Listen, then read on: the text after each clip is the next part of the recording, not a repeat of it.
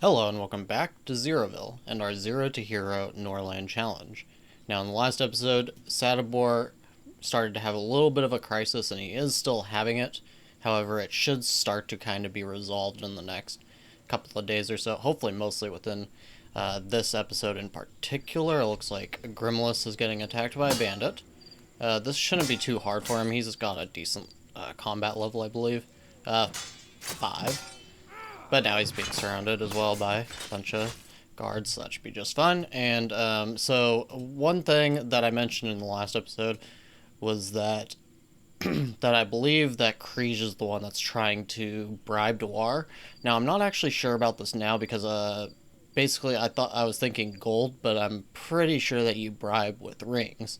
As you can see, Shashada and I believe basically most people in this area actually do not hold rings, which I find a little bit strange. But as you can see, it's not that it's hidden, because some lords do show having rings. Now I did find one, Perla and Terramina actually hold a bunch of rings, and it doesn't seem that they get any kind of mood debuffs from this. I'm not sure, but as you can see, I mean, Shashada does have a low mood, however, Dragot does not while having no rings. So all this to say, anybody could be the one that's actually responsible for bribing Dwar at this point, which is a little unfortunate, but his loyalty is still okay. We just need to make sure his mood doesn't get any lower. And at the same time, we do have a little decrease in our average combat skill of our army. This is just because we hired a couple more low-level soldiers, and what we're going to do, I think, is we're actually going to go to our training ground.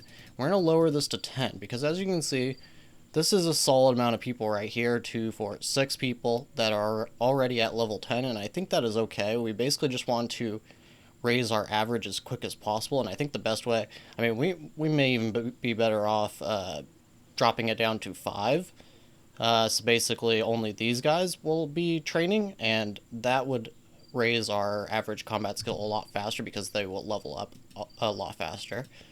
So we're gonna drop this to 5 actually, and let that go for a couple of days because actually let's say 2, 4, 6, 8. I think the most that I've seen is like 10 or 12 working at the training ground at a time. So we'll go ahead and raise it to 7. And we'll do that for a day or so, and then we will raise it up to 10 after that time. And this should allow us to raise this average combat skill of our army just a little bit faster. Now, on the other hand, we are getting to that point of the series where our army is good enough. I actually think, looking at Ugrad, I think we could handle them pretty easily. I think we could handle the entire alliance of Ugrad and Vasna pretty easily. It does get a little more difficult at Siva's alliance because Kriege and Siva have a ton of men. However, I think by the time we get Ugrad and Vasna, we can upgrade this army enough that we should be able to handle it. So all of this is to say that I think the question that we asked at the beginning of the series, can you go from 0 to hero only using one lord to start and making him the worst possible? I think the answer to that is actually yes. Now, Sadibor may end up dying before seeing his goal come to fruition entirely, but even if that happens, we have Dwar. I'm happy enough to say that we have succeeded. So we are going to not end the series yet, but we are going to be kind of winding it down, and I'm going to be kind of fast traveling through a lot of what's going on, so you guys don't have to watch all of the bare necessities and all of that, and basically you guys will get to see mostly me actually conquering the map. Now, that's not to say I'm not going to show you guys anything. If there are major changes to the city or anything like that, you will still get to see that. Or if there are big problems, once Sadibor is dying, I will of course inform you guys about that. But otherwise, we are pretty much going to be fast tracking the end of the series. So, with all of that said, I am going to get to the daily dues on the city, and I will get back to you guys if I have anything else. And just a quick little note, we are going to turn on the trade automatically again. I had been doing this manually, but we are good on meat and medical salves for the moment. Warriors have a good enough mood. I'm actually content to go ahead and remove the meat consumption just for the time being. And let's see. That's probably it for the moment. I don't even necessarily need this trader active, but there's so many unemployed, and I'm going to be fixing that shortly. Now this is cool. So we achieved our ambition, which it's been a while now, so I actually don't even remember. I believe it was the economic one, which means we've got like 2,000 in economic production per day, which is actually pretty incredible. Now we also apparently have a drought going on. That's not great. That's a lot of crops to lose from drought, and that's going to give us a lot of problems with the lack of rutabaga and such like that. Sadibor also desires to go see Perla. I'm not sure we can actually afford to let him do that right now. He wants to go eat. I guess we'll let him do that. So I think it is getting to be kind of time to move the lumber mill, so as soon as we get the wood for that, I'm going to probably go ahead and do that. The next place is probably over here. Sadibor can start taking care of it. Dewar has these new rutabaga fields to take care of and everything, and we do have the Alliance invitation once again, so that's another 300 gold that we will get for free. Now just an update as far as the training ground goes. It seems that it's just caused less people to actually go and fight here.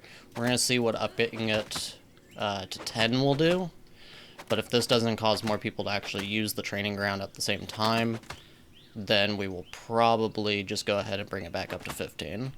Maybe even pushing it to 20, just so that everybody possible can actually go and train there. Okay, and we are going to go ahead and move this lumber mill now. We'll move it pretty much as close as possible to the town, so we'll move it right there.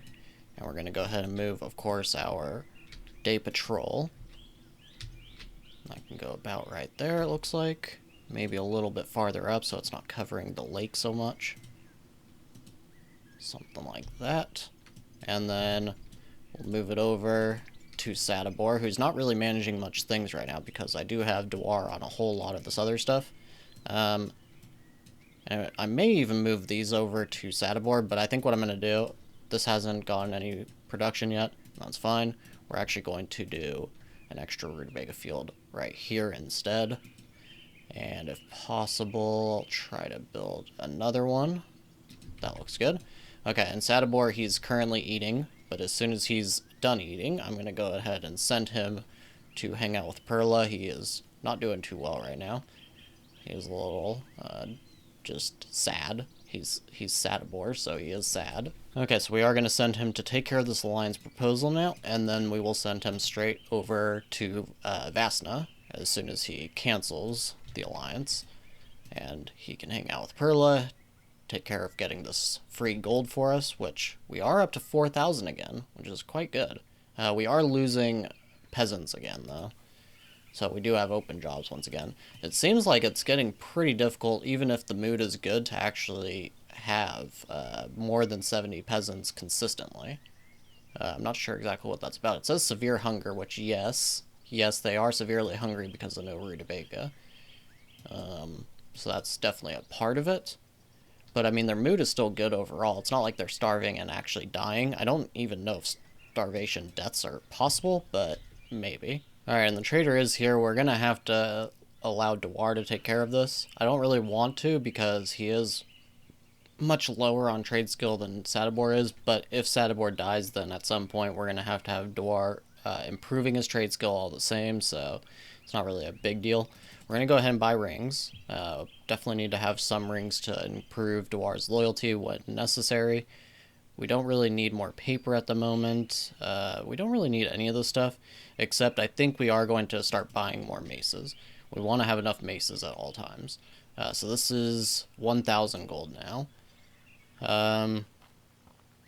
Now this could actually be really good to finally just go ahead and get the Varn Moonshine. This will lower the amount of negative mood from drinking it, which definitely would create more loyalists, I think. And we aren't really spending the gold on anything else at the moment. Does that seem... is that a good idea? I think it is. Do we need tools? The only thing we need to upgrade is the alchemy lab, so let's actually just take a look here. We do need tools for it, but we don't have it unlocked yet. We do have the book, and it's almost done. Okay. Maybe we should go ahead then, but we're already making it through the herbs pretty well. So I think we're going to hold off. If we get to a point where we are stocking up like 200 herbs or something, then maybe it'll be worth it, but I think it would just be a waste of money at this point. Okay, and now we're going to send him over to Perla to hang out, and hopefully that will improve his mood. His mood's actually pretty good right now. And now, much like we did with Sadibor in his earlier life, we are going to be waking Dwar up early to go and study knowledge. The quicker that he gets done with some of these things, especially the Caden-based stuff, is going to actually be quite good for him. And we're going to need to start passing down some knowledge from Sadibor to Dwar as well. Okay, sad day. So it looks like Perla actually died. So Sadibor wasn't able to complete this, but it did complete his desire all the same. However, it did cancel our contract for meat, which that's a rather big disappointment right now. So all we're selling now is the medical salves, and there is nobody in the area that's actually buying meat. I do believe there is one over here, and there was one over here somewhere, so we would need to actually connect to them, and that's going to be kind of a hard sell right now. So this guy is actually the new ruler, and he wants axes. We can't really do anything with that, unfortunately. So that is something we're going to have to deal with for the moment, and maybe we just go back to selling meat to the workers, or the warriors, rather. Okay, so Vitamir has finished the Alchemy Lab upgrade book, which I don't think we're actually even going to be making use of right now anyways, but Vitamir can now learn Varn Moonshine, which will definitely be helpful for us. Now Sadibor is home, so we're going to actually go and reward Dwar, because Dwar's loyalty is getting quite low. That's mostly, I think, mainly because of mood. I don't think he got bribed again. Okay, and once again we did get another loyalist, so we are going to add them into our army. Unfortunately, we have still not gotten a Varn commander. At this point, I'm expecting that we are just not going to get one, and we have to keep Philid, which isn't too bad. Okay, so for the first time we did get this. I've never seen this, actually. It's exhaustion. Hunger will soon kill me. So apparently you can actually starve from not eating, which I always kind of wondered. Need for food, yes. I always knew that it gave a negative thought. I don't think lords can actually get this, but maybe. But it does seem that this is what's actually now causing us to lose more and more peasants. So what we're going to do, we're just going to allow everybody to actually purchase meat. It looks like inhabitants have an average of 35 gold, so they will absolutely be able to pay for this as well, and that'll be a good way to create hopefully even more loyalists, but we'll just have to see. Now we do have another King's Ambition, and we're probably going to make it maybe just Conqueror, even though I don't know if adding people into your alliance counts, but hopefully it does. But the other one, getting 123 people, that's going to be pretty difficult. Economic production, I don't know if we're going to really be expanding this too much, so we're just going to do the Conqueror one. Army of Deserters, a particularly large camp of bandits, will have 25 to 35 experienced fighters appear. Whoa. That's not good. That is going to be absolutely terrible for us, but hopefully we can actually manage that. Now, Hyric actually wants a peace treaty with us. I think we're going to skip this because it's only 200 versus the Alliance is normally 300, and it's not something that you can get rid of for 15 days. We're going to ignore that peace treaty. Now, as you can see, we got a massive influx of meat today, and that gives us 410 total. It's unfortunate that we don't have a trade route for it right now. We would be making tons of money, but we are getting very, very close to being at the point of 5,000 gold. We're collecting a bunch of it back that our inhabitants have actually accrued, but they're still at 33 average. So that's pretty insane. We'll go ahead and keep allowing them to eat meat for as long as necessary. We did just lose another 11 peasants, which absolutely sucks. Hopefully this causes a lot of new migrants, though. Okay, another day and another couple of loyalists that we can add to the army. I think we may have lost a warrior or two, but we have also lost an average combat skill, which is super unfortunate. We didn't lose anybody too powerful, so I think it's just because we're adding these lower levels in. Now, unfortunately, our agreement with Ugrad for selling medical salves did expire. However, it's not too big of a deal this time because Gorno is actually buying medical salves. So we're going to go ahead and do that now. I'm not going to... I mean, there is the possibility of duping the paper here like we have been doing, but we're just going to send a messenger to take care of this. And that will get us more medical salves, as well as you can see they are selling herbs. So is Vasta. We may actually go ahead and buy these once we have more paper, because that will allow us to create even more medical cells. Currently we're out of herbs, so that would definitely be pretty good to do. Now as well, our meat price is currently a little too high. We can bring this down to 9 without speculators, and we can bring the amount up as well, so that there is no limit on the amount that people can buy in a single day. And that should stop us. I think most people are actually dying from their hunger. That could be what's going on. I mean, we did get the starvation thing. It seems that once that happens, there is not much time until they actually die, so that is something we don't want to have happening. So we've got a small camp of forest bandits here. It's only got 3, and we probably won't even be able to get many prisoners from this, but we are going to go ahead and take care of it. We're just going to send some of our absolute strongest people. We'll send just the 11 plus maybe. No, we'll send some of the 10 plus just to kind of double their numbers at least. So 9, that's definitely quite strong enough. And we'll get rid of these spears, and we will send enough armor for everybody, and we will send all maces. Hopefully this gives us the best chance of prisoners. Send, and we can use those to fill jobs at least until we get more peasants back. Now we did start this trade route for 22 for each of these medical salves, which is great. We'll send it right away. And now we do have the trader. We don't really have anything to actually sell here, so at the moment, actually we did finish the alchemy lab upgrade, I believe it was. Yes, okay. And otherwise, we need all of these books still. Yes. Okay. So we would be giving 800 gold, and we do need the paper, so we will buy this. And otherwise, we just need more maces. And otherwise, we will take the shields as well. And that's giving up quite a bit of money, but of course we don't really have any use for money except for to send it to the trader at this point. So we're going to do that. And at the same time, there is a holy pilgrim, and I would like to actually do that if possible, but we don't have the rutabaga, unfortunately. Yeah, even if we buy it, we're not going to have enough, so that's kind of unfortunate. But I think that is where we're going to call it for this episode. So as you see here, we have, well, it's actually not showing our full amount. We have 29 in total, still an average of 7 combat skill. We don't have anybody else we can hire at the moment. And otherwise, we are just slowly but surely increasing our economic dominance. And there is another camp of forest bandits over here. It's quite strong. Maybe...